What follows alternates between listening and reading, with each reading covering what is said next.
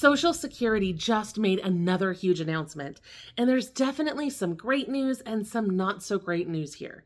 This could really impact you depending on what kind of benefits you get and how you receive your money every month. So stick with me because we're going to break down what's changing, who it affects, and what you need to do now to make this process smoother. But before we dive into all of that, I'm just curious. Have you ever been locked out of your My Social Security account? If you could drop a quick yes or no in the comments, I'd really appreciate it. I saw some really concerning comments in our recent videos, and I'm wondering if this is a bigger issue than maybe we'd realized. We're going to start with an update on the changes that we recently discussed in another video, and then we're going to talk about a sneaky change that was just announced, one that I haven't heard a lot of people talking about yet, and depending on how you get your benefits, this one little detail could have a big impact on you. But without further ado, I want to dive first into that good news. You might remember that last week I told you all about a new rule change that would have required millions of people to go into a local office to verify their identity if they couldn't use the agency's online system. Well, that decision wasn't exactly popular. Congress, advocates, and many of you reached out to make your voices heard about how this change could affect you. We've heard from a lot of you in the comments who shared your concerns, and it looks like you made sure that the SSA heard them too. I am so proud of you for that, and I want you to know that it made a difference, because after a wave of public backlash, they've made a few important changes to this policy. So first, the implementation date has been pushed back. Instead of going into effect on April 1st, this rule will now begin on April 14th.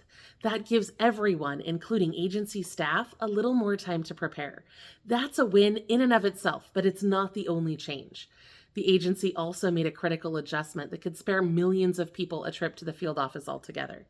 The new policy update says that some people are now completely exempt from that in-person requirement. If you're applying for SSI, Social Security Disability, or Medicare, and you can't verify your identity online, you'll still be able to finish your application over the phone. You will not have to go into an office. That's great news for millions of people who have been worried about transportation, internet access, or mobility issues. However, if you're applying for retirement, survivors, or auxiliary benefits like spouse or child benefits, and you're not able to use the online My Social Security portal, you will still have to prove your identity in person starting April 14th, unless you qualify for an exception. The Social Security Administration stated in their official press release about this, quote, "The agency will not enforce these requirements in extreme dire need situations, such as terminal cases or prisoner pre-release scenarios. SSA is currently developing a process that will require documentation and management approval to bypass the policy in such dire need cases," end quote. I absolutely love this because there are a lot of circumstances in which someone may not be able to travel to the office. We've heard from a lot of you who have left comments about how this would affect you, and I really appreciate that you took the time to share your stories with us. At least one person who lives in rural Alaska commented about how it'd be nearly impossible to make the trip to the nearest field office, and that's not something that I had considered before. There are real concerns about accessibility here, and I think it's great that the Social Security Administration has taken a step back, delayed this implementation, and started developing processes that will make sure that Social Security is always accessible to those who need it the most. Now, that being said, this policy is still moving forward. The delay is temporary, and the exceptions don't apply to everyone. If you're applying for retirement, survivors, or auxiliary benefits, you'll still have to verify your identity in person or online to make certain changes, unless you meet the very narrow exception criteria. So even though this update helps a lot of people, many Social Security applicants are still going to face the long wait times and travel requirements we discussed in our previous video. At the start, we're being told that this change is exclusively for changing your direct deposit information for any type of benefits. But with so many rapid-fire changes rolling out at the Social Security Administration right now, who's to say that that won't be expanded to other services in the future? And speaking of rapid-fire changes, here's another one. This one didn't come from Social Security directly. This one came from the White House. A brand new policy was just announced that's going to change the way all federal benefits are paid out. And based on the comments that we've received in some of our videos lately, I know that this is going to affect some of you in a very substantial way. The president recently signed an executive order that will stop the federal government from issuing paper checks, effective on September 30th, 2025. That means no more checks in the mail for Social Security, SSI, SSDI, none of it. Instead, all federal payments will need to be made electronically, either through direct deposit, a prepaid card like Direct Express, or another approved digital method. And while that deadline is still several months away, agencies like Social Security are already moving in that direction. That's why this identity verification rule is such a big deal right now.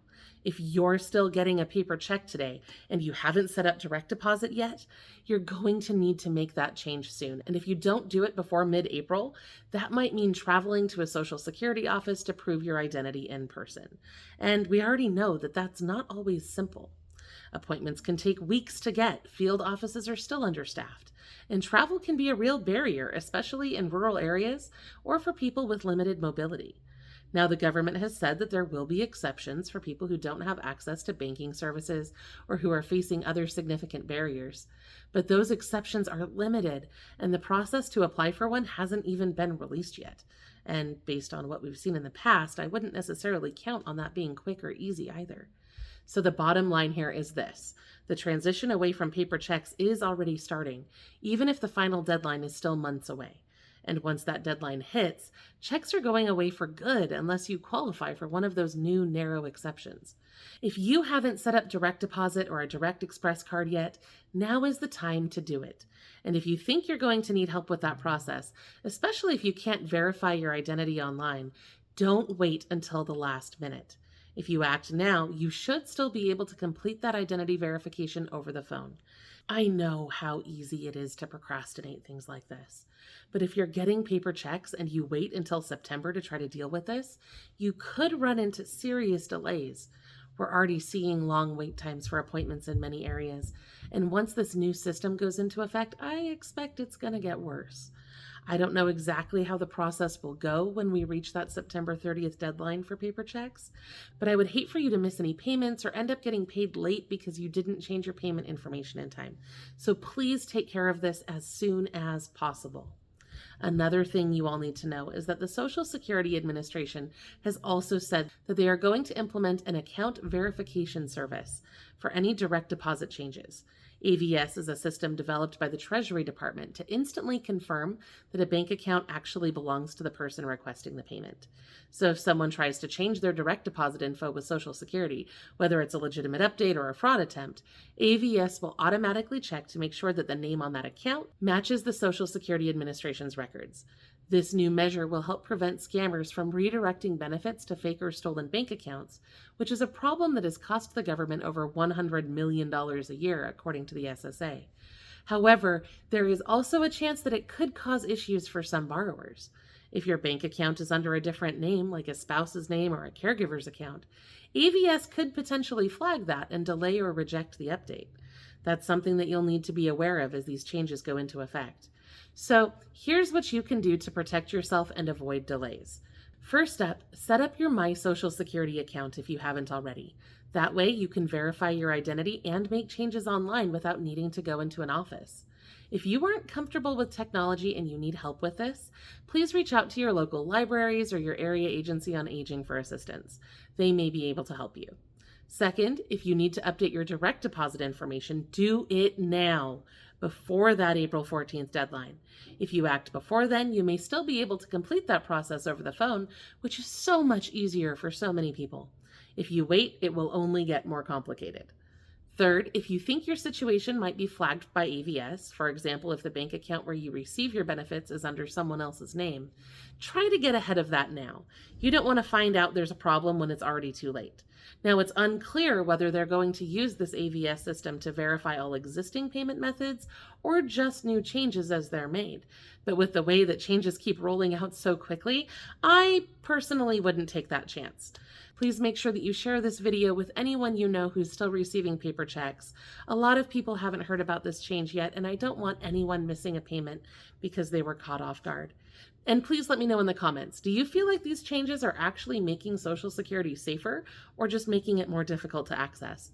I'm really curious what you think. And don't forget to go check out our other videos for more ways to save money and get free stuff.